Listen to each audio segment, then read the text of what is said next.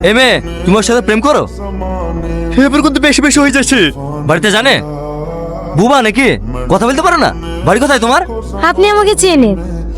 আমি তোমাকে চিনি। কেন, তুমি হোম মিনিস্টার নাকি? দেখি মাস্ক খোলা। এটা কে? আরে ও মানুষ, এটা আমাদের ওসি।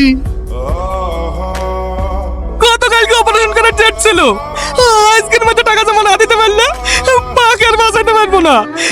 আমার টাকাটার কোনো খোঁজ পেলেন? আপনি বসেন, আমি দেখছি। হ্যালো রাশিদ, তোর না মারা গেছে। আমার মা মারা গেছে, আমার সব শেষ হয়ে গেল গো।